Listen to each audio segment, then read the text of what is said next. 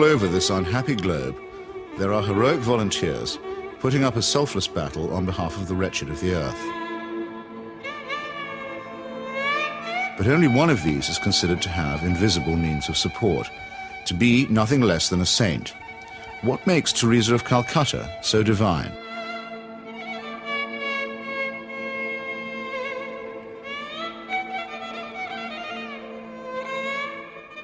Long before Mother Teresa's helicopter touched down at about 11:20 this morning, the crowds were gathering here at Knock. Among all of you who have made this pilgrimage to Knock this afternoon, we are privileged to have with us as a special guest at this Mass a pilgrim who has come from afar, a woman whose worldwide symbol for goodness and holiness. Not many claims made by the Irish clergy are widely or uncritically accepted, even in Ireland. But the saintliness of an Albanian nun named Agnes Bojaxhiu is a proposition that's accepted by many who are not even believers. Mother Teresa herself receives extravagant adulation as no more than her due. Of all the women in recent history,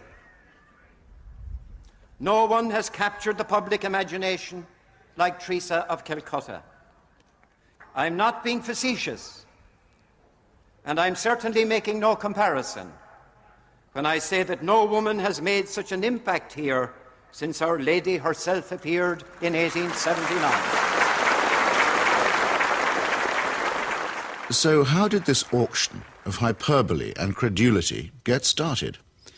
In that year of grace, 1969, the scrupulously neutral and objective British Broadcasting Corporation permitted that old fraud and mountebank Malcolm Muggeridge to pay a devotional visit to the Calcutta Shrine. Well, Teresa, after I met you in London, really the only thing I wanted to do is to come and see you in your work here. Now I've seen it. And of course it's a shining light. Himself arrogant, almost to the point of humility, Muggeridge became persuaded that he and his team had become the divinely appointed instruments of what he claimed was the first television miracle. During Something Beautiful from God, there was an episode where we were taken to a building that Mother Teresa called the House of the Dying, and Peter Schaefer, the director, said, it's very dark in here, do you think we can get anything? And we had just taken delivery at the BBC of some new film made by Kodak, which we hadn't had time to test before we left, so I said to Peter, well, let's have a go. So we shot it. And when we got back, several weeks later, a month or two later, we're sitting in the Rushes Theatre at Ealing Studios, and eventually up came the shots of the House of the Dying. And it was surprising. You could see every detail. And I said, that's amazing, that's extraordinary. And I was going to go on to say, 3 cheers for Kodak. I didn't get a chance to say that, though, because Malcolm, sitting in the front row, spun round and said, it's divine light. It's Mother Teresa. You'll find that it's divine light, old boy. And 3 or 4 days later, I found I was being phoned by journalists from London newspapers who were saying things like, we hear you've just come back from India with Malcolm Muggeridge, and you were the witness of a miracle.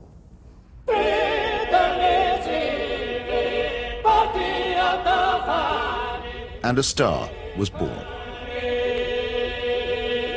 This profane marriage between tawdry media hype and medieval superstition gave birth to an icon which few have since had the poor taste to question. It's like you're actually seeing a living saint.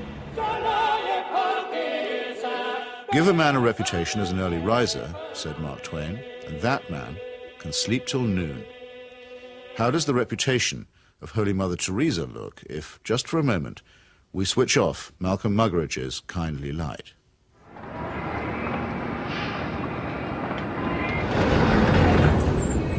Mother Teresa is a Nobel Prize winner. She's a symbol. People in the West talk about her, so Indians adopt her at that level. The fact that what she does on the streets of Calcutta is really irrelevant to them. They couldn't care about it, and most of them don't even know. But Mother Teresa is the sort of figure you show to visitors. Mother Teresa's flagship institution is her home for the dying, a hospice which purportedly sweetens the last moments of otherwise destitute lives. My initial impression was of all the photographs and footage I've ever seen of Belsen and places like that, because all the patients had shaved heads. There are no chairs anywhere, there are just these stretcher beds, and they're like First World War stretcher beds. There's no garden, no yard even, no nothing.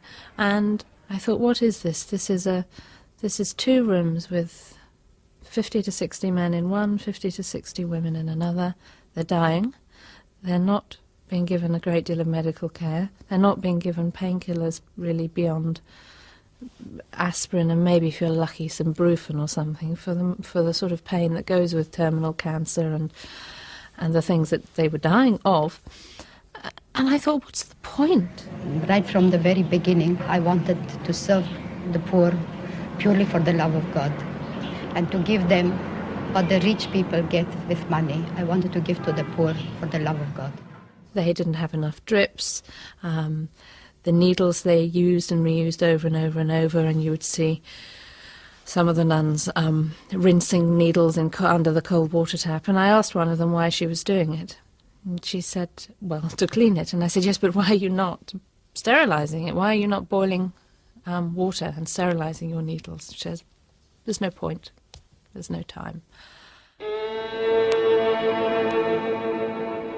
Mother Teresa's cult of death and suffering depends for its effect on the most vulnerable and helpless, abandoned babies, say, or the terminally ill, who supply the occasions for charity and the raw material for demonstrations of compassion.